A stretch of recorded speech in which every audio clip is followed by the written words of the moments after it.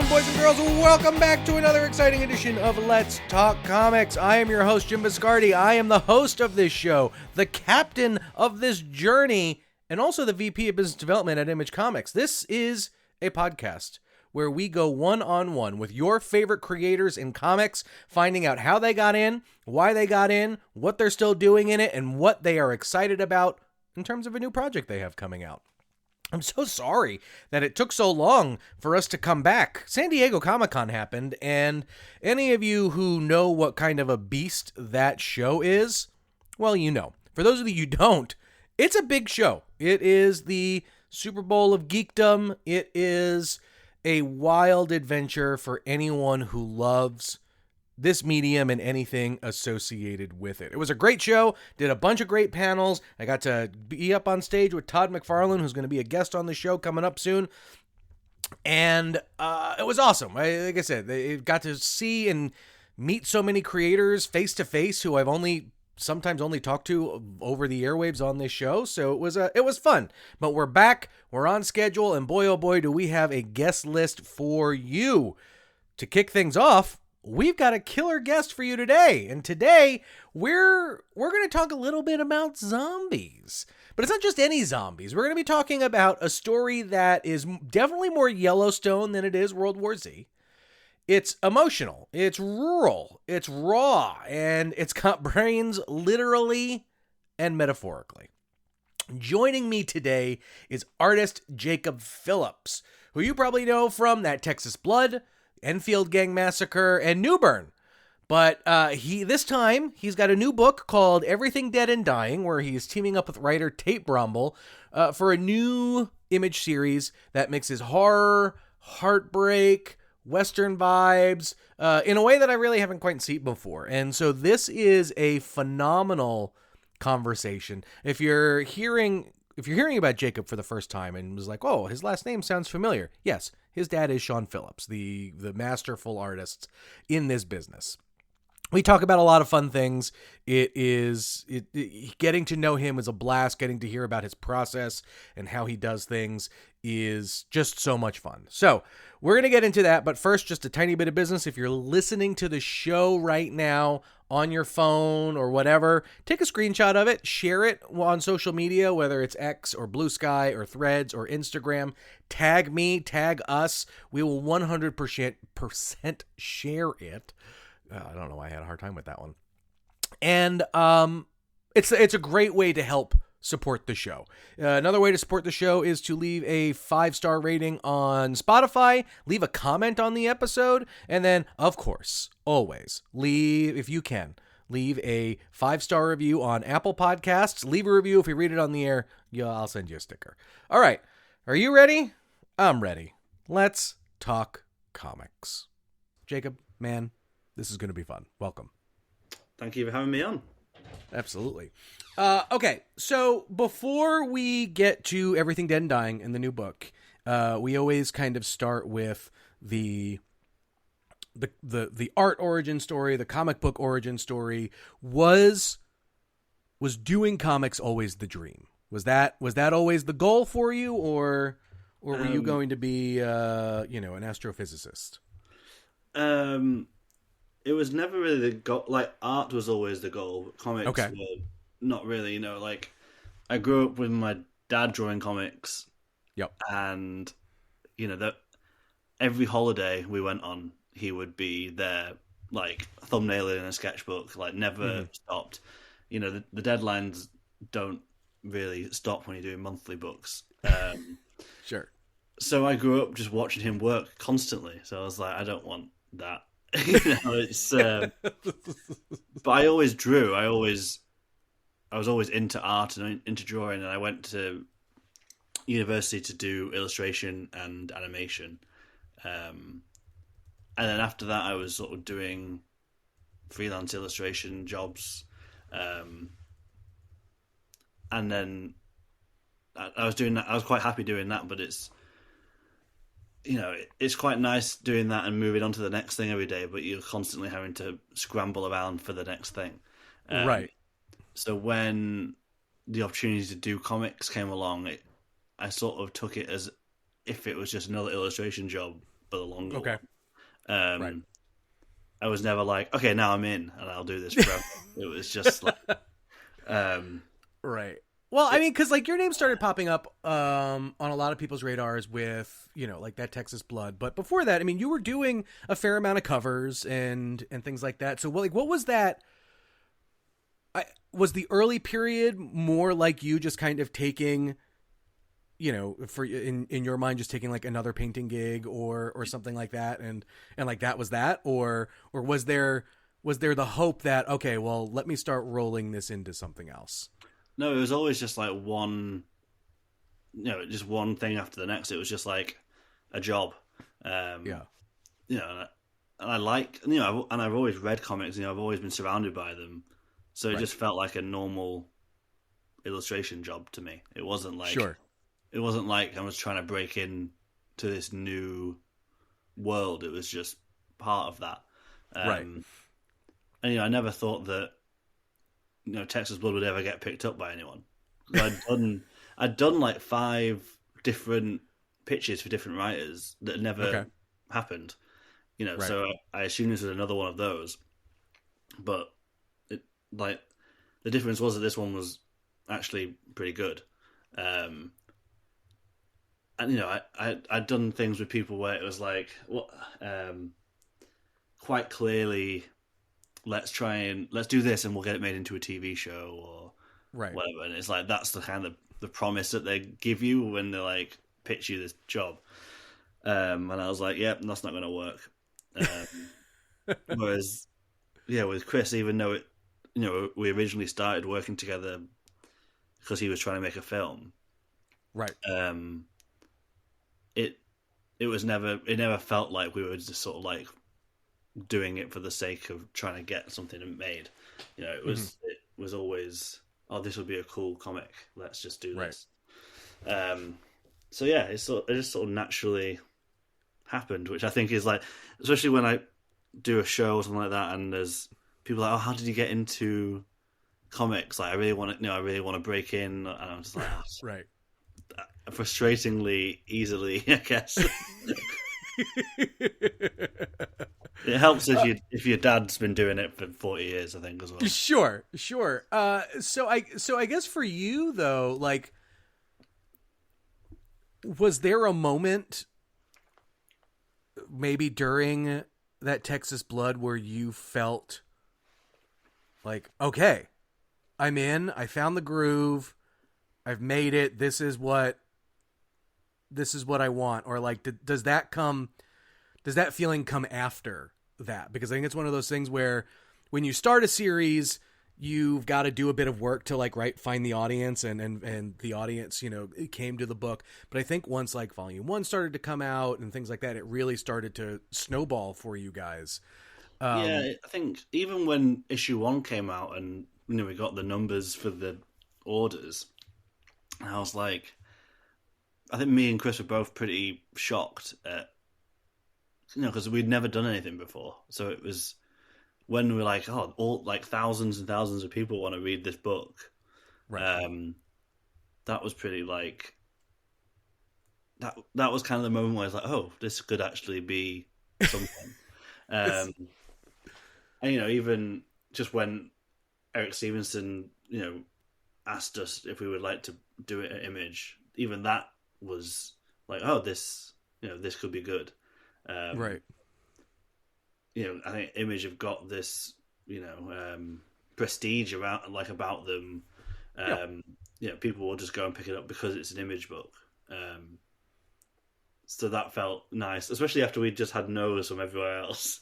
Well, okay, so I'd love to hear like some of that early pitching process a little bit, because you had mentioned that, and so I want to like pick at this, Gab, is that like you had come up with a bunch of ideas that you were trying to find writers for, and was that? Well, no, it was the other way around. It was okay.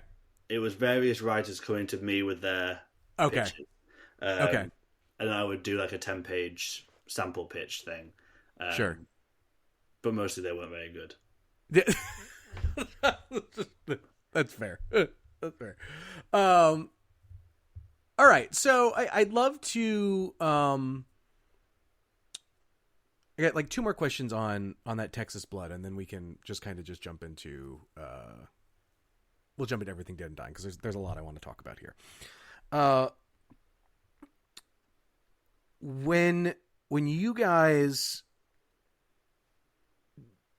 what were some of the early days of working with Chris like on that book? Like where for you did you feel you needed to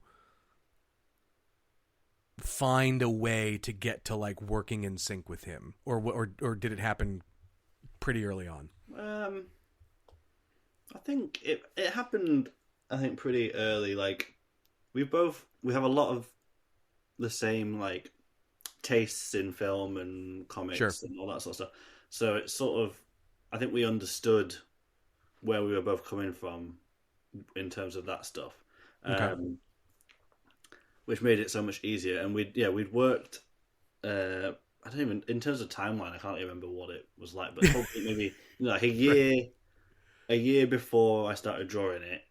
Yeah, maybe we'd done this. We'd done these concept pieces for a film he was trying to get made. So we'd worked together on that, but nowhere near as closely. We weren't right. We weren't like texting. It was just like emails. I don't think we had a phone call or anything like that. I think it was just like he sent me the script, and yeah, so he found my work through my Kill Be Killed backup illustrations. Okay. Like he'd already worked with Duncan Fegredo on another thing, who is my dad's friend, so Right. I've known him forever.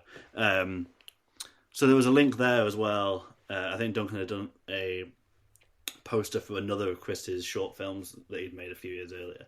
Mm-hmm. So he sort of vouched for Chris a little bit, and then the film never got made, and he came back to me. He's like, "Oh, I've got this idea, for this comic. Do you want to try and do that and pitch that?"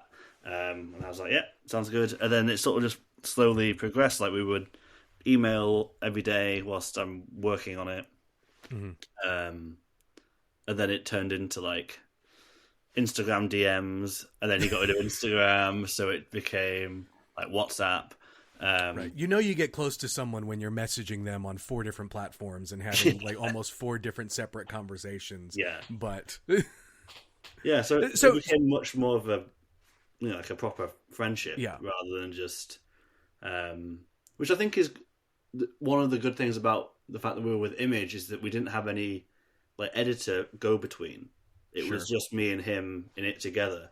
And when you're making it, you're by yourself, and it can feel quite sort of isolating, I guess.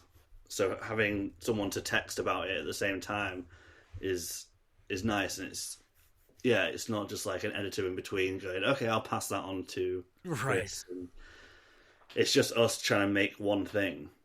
Yeah. And I think you can kind of feel that in the book, because we have control over everything. Like the back matter is just us. The design of all that sort of stuff is just us. Like we decided with like Enfield, we decided like what kind of paper we were going to put it on, and that became a big part of that physical book. So all that did picking the paper, and this is like a nerdy question. Did picking the paper change how you approached the art, just because of like just with like color, saturation, all of that jazz, and knowing it was going to be different? And like, how did you figure that piece out? I think we're getting real nerdy right now. Yeah. So I think when we hadn't really, I can't remember how much of it I'd already done when we made the decision, because we basically were like, oh, that would be really cool. And because I just read that Superman, is it 78, 79, whenever it is, that book. And that's on like an uncoated, nice paper, which really fit with the, the feel of and the time that book's meant to be set in. And it felt like a really like integral part of the storytelling. Mhm. Like why would you not make it as authentic as you could? Right. So I emailed the guys at Image and was like, "Do you think we could do a newsprint kind of thing?" Because I knew, like, historically, it's very expensive to do newsprint. And then we got an email back like, "Actually, we've just found one. No one's used it yet, and it's only like pennies more expensive rather than Okay. dollars more expensive." So we're like, yeah, that perfect. And I don't know if anyone else has used it yet. People keep asking me if they can. I'm like, it's nothing to do with me. I just asked. But I think, like, in terms of creators, everyone knows it's usually much more expensive, so no one maybe Right. no Yeah. one's Just realized. hasn't. They just haven't figured it out yet. Yeah. Um. But yeah. Well, But I think, but I guess though, like, I mean, you must have been pretty happy with the result, right? And enough yeah. that. But I hadn't. I think I'd got pretty far through before I even Oh. saw it in print. Okay. So maybe I tweaked things, like, for the last couple of issues in my head, Okay. like, okay, I know the saturation is way lower. Let's Yeah. bear that in mind. But I Right. don't think it really made a difference. I think Okay. I just No, do. I mean that is honestly one of my. I mean, the story is phenomenal, right? But like, but you're right. Like that texture and the way it feels, and when you're holding it, like, truly does add to the experience of it. And like I said, it's one of my favorite things about reading that, and that's great. Okay, so let's jump to everything then. So like, you kind of talked about how your relationship and working with Chris blossomed a bit over time. What makes working with Tate different? Not necessarily, just different. Had this one come about? I think with Tate it's a bit different because we were already friends before we started working together. Right. We met, I don't know, 3 or so years ago, probably. When I went to TCAF in Toronto with Chris as well, and a few others, and Tate was like the local, Toronto guy. So Right. he like showed us around and like took us out, and he was sort of like our guide for that weekend. And it's just like it happens every time you do a convention. Whoever you're with, you become really close with, I think, pretty quickly, because you're there for a full weekend. Like for me in Canada, I don't know anyone else. You're sort of thrown in, and you have to sort of make friends with them pretty quick. So we did that, and then we hung out again at New York last year. And by this point, we'd already decided to do something together. But those are the only times that we've hung out in person, because we live thousands of miles apart. Right. You guys are pretty far apart. So, but yeah, it was just sort of, it was nice because we knew each other, we knew each other's work, and it was sort of like he came to me like, "I've got this idea, and I think it would suit your style." Which was nice, and so we sort of had that relationship already, and we could be, honest with each other about it, to like different aspects of the, when making the book, and but then, yeah, so after we started working on it, it just sort of fell into very similar to how me and Chris are. Like we text every day. I send the pages as I do them, and they send over any notes or lack of notes or whatever it is. And How do you handle a potentially tough conversation, maybe, or maybe like initially tough in your head about a decision or something, and and I guess like what would be the difference between working with someone like Tate, who you've been friends with, versus someone who you're coming in maybe new with, the early days with Chris? Well, I think with with both, it's just like you need to have a phone call and like figure Right. out what it is you want to do. But I think because me and Chris, when we started, we were both completely new to making comics. Right.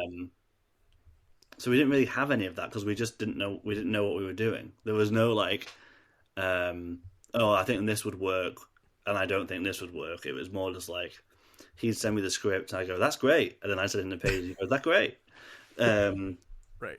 There was not. He never really. He still doesn't really give me any notes. It's Sure. we kind of stay out each other's way unless I miss something or get something like actually wrong. We just trust each other to do it, and I think that kind of came from we both didn't know what we were doing, so it's like, Right. what do I know about writing a comic? I don't, Sure. So it does it just comes from, I think, just trusting the other person to do their thing, and I liked Chris's work from the start, and same with Tate. So it's just, I think you have to trust your collaborator, otherwise there's no point in Right. doing it. So Tate has said that this is a story that he has been kind of sitting with for a little while. And so what was it in his pitch that made you say, "Oh no, this is it. This is my next project"? Well, a lot of it was just, it's Tate. Yeah. Okay.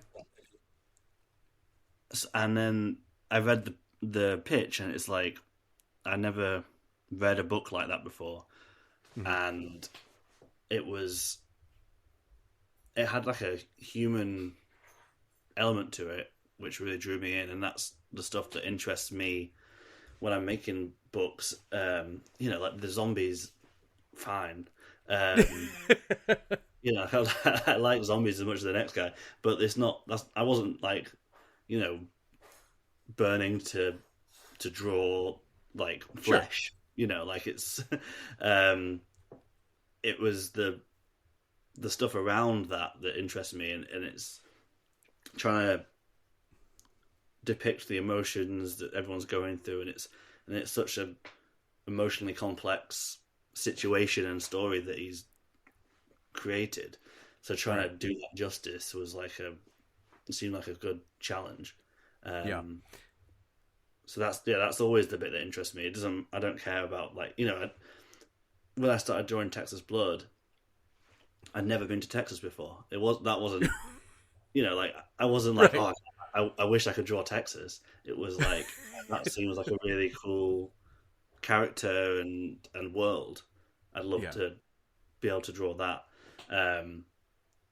It's all about the acting and the reacting and all that stuff, and then everything else is like, it's the gravy.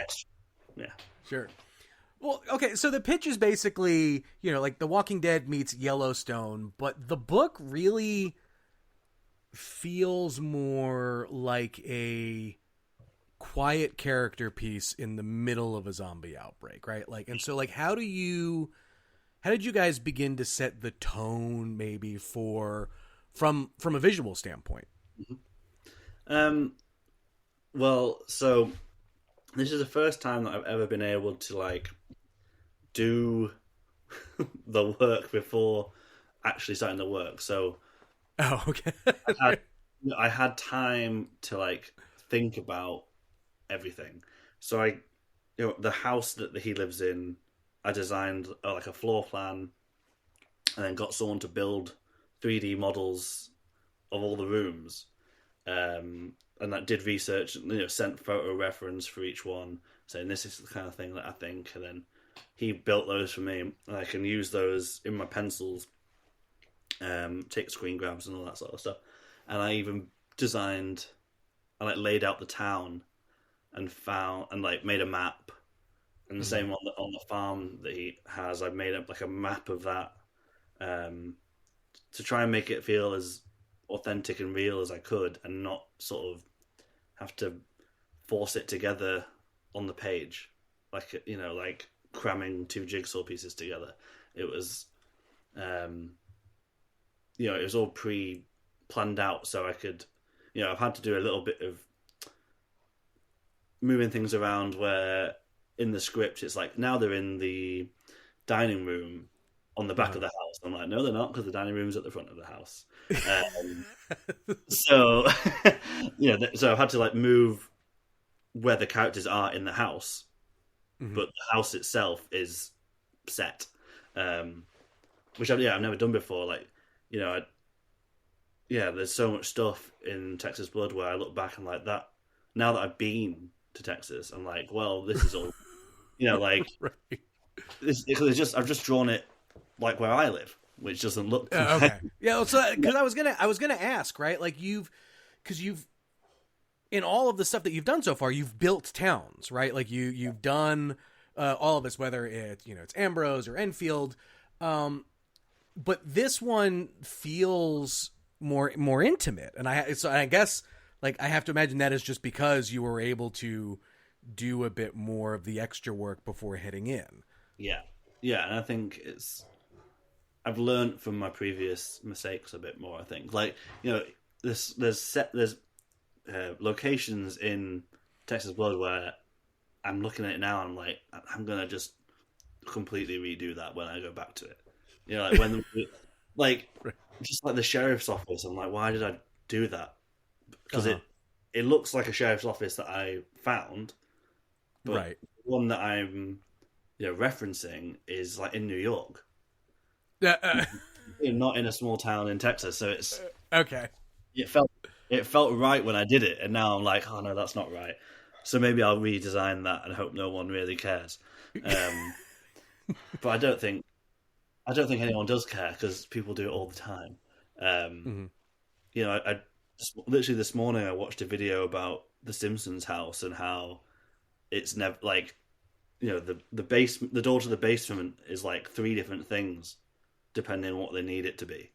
And there's like, there's the rooms sort of move around depending on what they need. And it's like, it doesn't, no one cares. It's, you understand.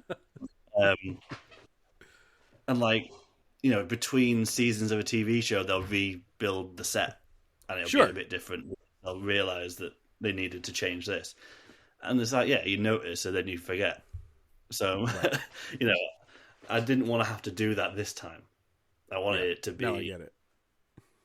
Set up in a way where I can make it fully make sense. Like there's rooms that I've literally paid this guy to build for me that I don't know if they're even going to be in the book. Like you don't see them at any point. But I didn't know that. They might. I don't know. They might come up eventually. But when I was I mean, now you just got to find a way to make them to make them work. Yeah. It's like, oh, you know what? This is actually going to hahappen here now. It's like, because I need to use it. It's been built. I need to use it. Yeah, a little detour through the house. We'll just write in like a little house tour at the start of an issue or something. Yeah. Right. Yeah. Right. But it all adds. Yeah, it does all add to it. And I saw like an early review of it, and it was saying, it feels. Oh no, was it another podcast I did? Anyway, someone was like, "Oh, it feels like a real house." Yeah. Which is and you're like, yeah, it is. I'll show you the model. But that stuff's all really fun. Like getting to do that, and you don't often get to do that stuff. A lot of it is designing on the page because you need to get a certain amount of pages drawn that day. I've just been doing these characters in. Me and Chris are working on a new book as well at the moment, and I don't know how much I can really say without giving away. But there's like it's sort of like a sci-fi-esque character, which is not all my wheelhouse. It feels almost completely different to everything you've done so far. Yeah, I had to design it on the page because I was like, well, I've got to draw this page. And it's so hard. It's so hard, right? Rather than just being like, oh, I'll just spend a day doing character designs. It's like not. It's so funny to hear you say that because I was talking to Ryan Otley for an episode of this, and we were talking about some of the villains he created during Invincible, and some of these like were just like throwaway bad guys that Robert would put on the script, and Ryan was just like, well, I've got to figure out what this guy looks like, might as well do it right here right now. And it's, for you, I guess, like, what are some of the, do you find that there are any kind of advantages to just kind of being not forced, but like doing that work kind of trial by fire, as opposed to having the time to maybe set something up? I think it makes you make quick decisions. Okay. Because you can spend, hours going around in circles, odds and it doesn't matter. Right. Pip, who's colouring this book, is a friend of mine, and this is the first. She's also colouring the new Event Horizon book, Christian Ward's writing. But these are her two first books that she's ever coloured. Before that, she was flatting all my colours, and so I'm sort of watching her develop as a colorist in like real time, and I like so much of that is just making decisions quicker. Yeah, like you learn these shortcuts and how to get there, but you have to be like, right, I'm going to do this color, and then people will ascribe like meaning to it later. We're like, oh man, this was such a brilliant use and clearly had so much thought. I was like, no, we had about 10 minutes to finish the page, and that's what happened. Exactly, yeah. So it's always just about that. And like, and that, I think otherwise, you just spend hours just sort of noodling on a single panel, and it wouldn't make it any better, I don't think. Because the whole point is to tell the story as clearly as possible. And any extra flourishes are a bonus. So as long as I'm telling the story, if I get lucky and draw a good face, then great. But, it's maybe I'll be able to sell that page. But mostly it's just like, right, I need to tell this story. I've got, 3 weeks to draw this issue. Sure. I need to get to work. And do you like to work off a full script, or are you usually working off something a little bit looser to give you a little bit more control over the pacing? No, it's always a full script, but I do like occasionally like cut panels. You've got the liberty and stuff to, like that. Yeah. And when I'm doing that, I never ask. I just do it. You just do it. And then but that's the beauty of finding a good collaborator, though, right? Like that's the feeling comfortable to just go ahead and do that is different than if I'm feeling the pages. I would only ever do it if it's like, well, I'm struggling to fit everything on. Yep. You want to get from here to here. We don't need this bit. Right. We just need to make it work on the page without, if there's too much, if there's not that much dialogue, but there's a lot of images, it's like, well, we don't need to see him. This guy's on the floor, he gets up, then he's standing. It's like, that doesn't need. We can cut the middle one, or go somewhere, or just go somewhere between and like show the action. And it's trying to find those kind of ways of sort of streamlining things. But most of the time it's not needed. This is very rarely that I have to do any of this stuff. But yeah, and I'll just hope that the letterer can figure out what I've done. Fair. All right, I want to talk a little bit about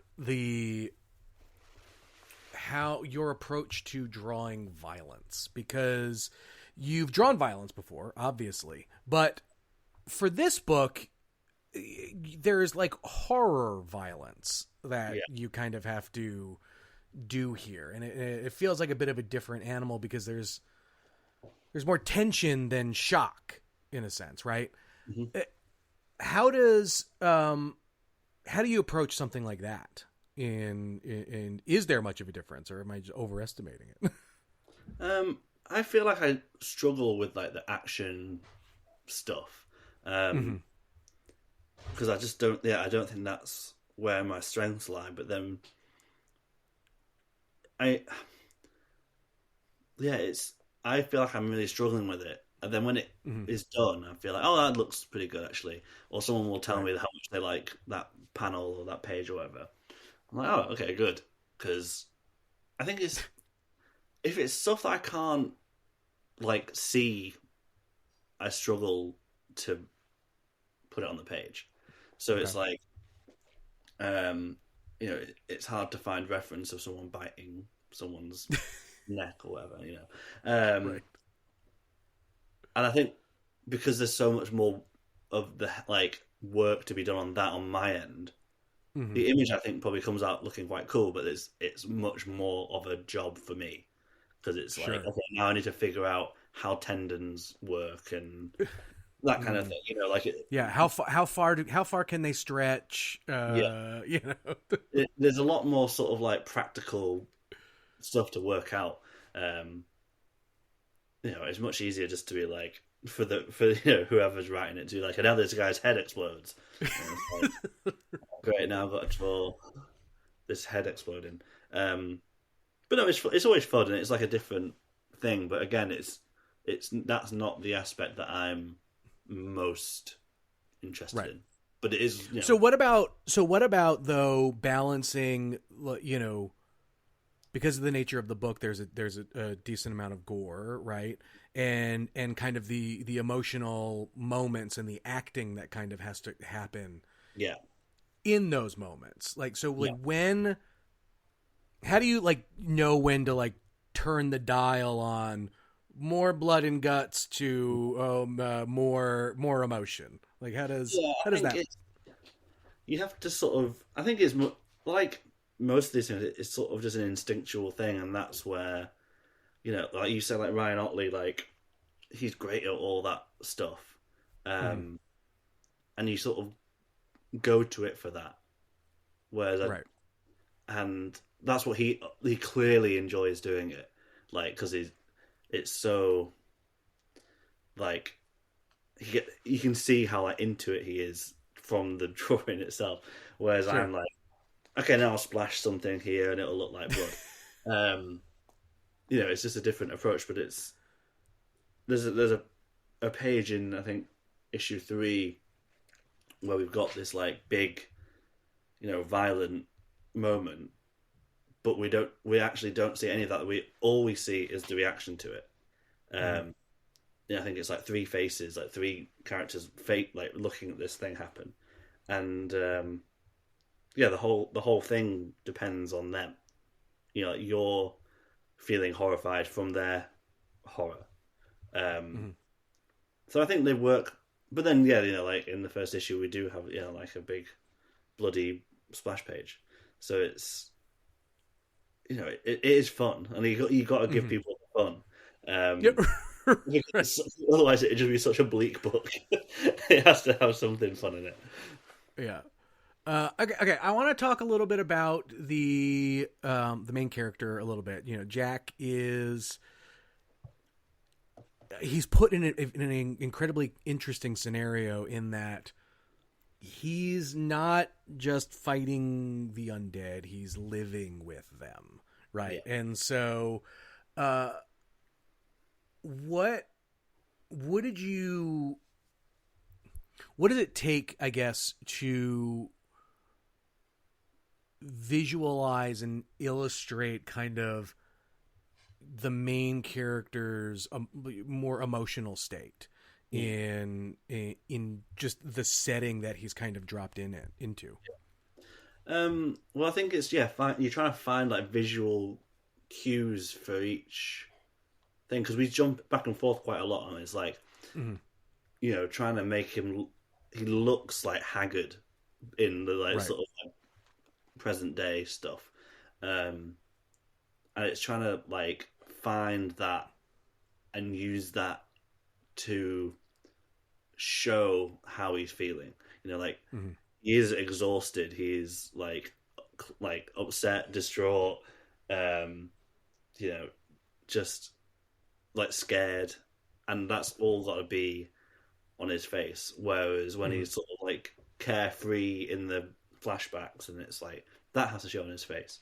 And I think there's a sort of there's a scene when he's sort of like going through the house with his family, and he's quite, he's sort of all over the place, and he's like trying to make sure they're okay. Then he's like dealing with this and dealing with it, and it's like trying to use that, and that's again where like the house comes into it, and he's in this room, and he's got to go through this room, and he's trying to get through that room, and again it's bringing all these different elements to try and make it feel as authentic as possible, but also use that as a way of showing the story and his emotional state, because so much of the book rides on that. Like you've got to, you sort of feel for Jack, but also you're like, you need to let this go.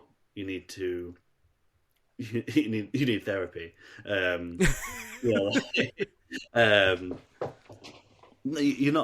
You're not entirely on his side, I don't think, right. But you want the best for him. So I guess you are, but it's like you do sort of like, why are you doing this? Like you need to, right. There is a bit of like unsettlement and just like, like, to everything. Yeah, because I think we know better than him in this, as the reader. Right. You can see why he's doing it, and I think like Tate did a really good job in that first issue of setting up like the sort of stakes to it all, and you understand why he's doing it, but it's still not good. Right. And you can see, everything is the way that it's colored. Like there's like one area, the only place where he's really happy is on the farm, and that's reflected in the color. Everything else is like grey and dark and miserable, and that is just so. There's always like everything works towards that, visually. Right. That's whether I'm coloring it myself or Pip's coloring it. The artwork, everything about the artwork has to go towards that, rather than how can I make this look as nice as I can. It's like everything is a storytelling tool. Like we were saying before, like just down to the paper stock. Like everything is. I think everything has to be intentional. Yeah. Okay, so then let's talk a little bit about the almost like the one part of the whole comic book process that we haven't touched on yet to make it all complete. The covers. Yeah. The cover for issue 1, when I saw this come in, I was like, "Oh shit, this is great." and I like, all bias aside, right? I work for Image, and of course all our covers are great, but like it does such a great job at making. If I saw this book on a shelf, right, it makes me want to ask the question, "Oh shit, what's this book about?" Because there's something so unique but also haunting about it, and I'd love to hear your approach to covers, because you've done a number of covers for your own books, for other folks' books. I guess first, is it easier or harder doing a cover for your own book versus someone else's? It's probably easier doing it for my own, because I know. Well, when you're doing it with someone else, you often don't get you don't get to see the issue that it's for. Sure. So you're having to make a cover for the entire series in a sense, using like the iconography of that series, but maybe you're on the 5th cover and they've had 3 covers for each issue, and you're like, well, how many ways is there to draw this, whatever it is, they've done it all, and they've done it so well. Sure. So I think you have the advantage when doing your own book that you're like, well, I know what's happening in this, and also I know the bigger themes. I know, like, I've got, there's a theme that runs through all these covers, which is meant to be like,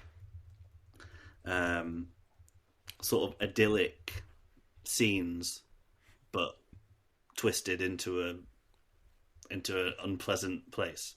Right. Well, because on the flip side, your B cover for this is almost the complete opposite. Yeah, exactly. Yeah, so that's meant to be sort of more the action again, and when you see the set of those, when there's all six of them, well, five of them are out, you'll see like each one is just highlighting a different character in pretty much the exact same way. Right. And then with these ones, like the second issue cover is out now, and that's his husband is just like lying in the grass in his flowers. But then it's like you've got the twist, it's like, oh my god, he's a zombie. Right. Which is essentially the recurring theme through the book. But like, oh wow, look at that! Oh, also a zombie. Yeah. So that's it's meant to sort of take these idyllic scenes and twist them a little bit, which is really fun, and that's like the kind of cover that I really enjoy doing. These like and they're like nice quiet moments. Do you like drawing, like just like covers and comics aside, like do you like drawing those more idyllic scenes, or if you just on your own day wanted to just knock something out, what is the kind of thing that you're doing? Probably like I really like doing sort of like film like before I was doing anything professionally, I would do loads of fan art for like films and stuff like that. Okay. But usually they are like quiet. I did a series of like horror stuff, so like horror classics, just like for fun, and they were always like the sort of quiet scene, the quiet moment before the horror, Right. So that's always sort of interested me, and like the sort of weird tension in it. The stuff that I like in horror films is always the sort of slow brooding tension in a film rather than like a jump scare, fest. Right. That's never really been the part of the horror that I like. It's always the unsettling build to everything. So these covers are just like perfect for that. I've just done the fourth one recently. I've still got to do the fifth, but it's like it's really fun to do. But the first one actually was Tate's idea, and we used it as the pitch for the book. Not that specific version of it, but I redrew it for the cover. But there was a version of it, just a pen drawing with digital color that we put in, and that was like the only image that I did for the pitch, because Tate was like, "It's so good. Like, I got this idea. It'll be iconic, and we'll just do that." And it seems he was right. So, yeah, no, I love that. So then, as you're seeing what's it like for you seeing other people interpret your world, right? With some of these other covers, right? So we have got Joshua Hickson doing a cover. Obviously, you've got your dad doing a cover, Sean Phillips, and then you've got a Charlie Adlard cover as well. And so, for you, like, what's it? Is it like a proud papa moment kind of thing when you're seeing other folks just kind of do their takes on your world, or is there ever a moment when you're like, oh shit, I wish I thought of that? Yeah, mostly it's that. Like we've seen others, for future issues come in. It's like, because like we got artists that we really like, right? And that's the fun of it. Like getting to see these people that you love their work, and it's like, oh, now they're doing my thing, which is always really cool. But it's mostly it's like, I really wish I had done that. Right. But it's really, what's really interesting is seeing the bit that they take. What do they gravitate towards in the book? Because it's often not the same, side of things. And if someone is like more into the sort of the sort of zombie horror aspect of it, maybe they'll lean into that. If they're into the into the sort of emotional relationship stuff, maybe they'll lean into that. So it's always interesting just to see what people want to do with it. Yep. and yeah, it's great. It's so much fun. It's like it's like getting to be like an editor or whatever just for like a day. Mm-hmm. You know, Sure. like getting to get, you know, when you, that's what I, yeah, imagine like getting to pair the writer and the artist together and be like, oh, they'll be perfect for this, and then you get to watch it, you know, Yeah. come together. So it's sort of like, or like, yeah, like an art director or whatever. It's like doing that for, you know, half an hour whilst Nice. when the cover comes in. All right, before I let you go, I got to ask you two quick lightning round zombie questions in a sense. Are you team fast zombie or team slow zombie? Probably slow zombie, but I think there's definitely a place for fast zombie. Fair. But That's again, fair.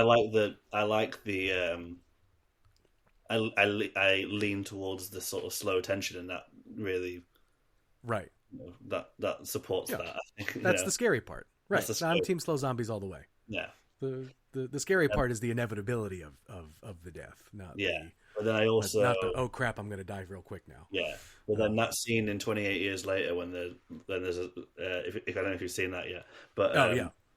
you know, the sort of bridge scene, and there's just like that zombie's just running, and you're like, oh. Yeah. No, for sure. So yeah, I can take both.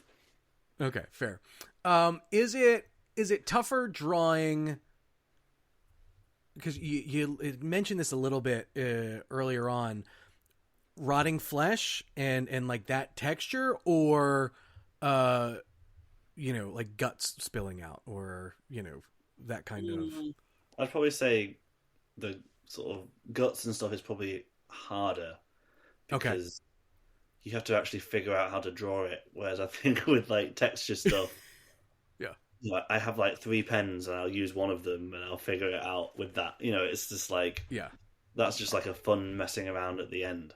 Whereas if you've got to sort of figure out how intestines work and actually properly draw that, it's a lot more difficult. But then it probably, yeah, it's a more satisfying result, but it's, yeah, as more work often is. Yeah. That's fair. All right, last question I've got for you is just like, what is the thing you're excited for as fans pick up the first issue, go through it, and go on this journey with you? I think I'm excited for them to experience just like hopefully something they haven't experienced before. You know, I think there's a lot of zombie stuff, and like, you know, Image is famous for one particular zombie book. So I'm hoping we give something fresh, and they respond to that. Right. So yeah, I'm just excited to actually have people pick it up. Like, this is the first, because Enfield was a spin-off. This is the first brand new series I've had out since Newburn, which was, I think, in 2021. So yeah, I'm excited for people to get something new. And I've been working on stuff, you know, for years, and nothing's come out yet. You know, I'm currently working on 2 books. I've got Megalopolis coming out in October, which I finished like a year ago. I'm excited just for people to pick something up that I've done, because that's, you know, seeing people respond to it, you know, whether it's online or at a show is always just so exciting, and that's the gratifying part of what. Yeah, what you spend so long by yourself working on it. It's when it's out in the world, it's finally like worth it, I think. Right. No, I love it. Dude, Jacob, this has been a blast. Thank you so much for spending some time with me. Everything Dead and Dying is out in September, depending on when you're listening to this. It may be out already, so go pick it up. If not, go pre-order it, and we'll catch you all next time. Thanks, guys.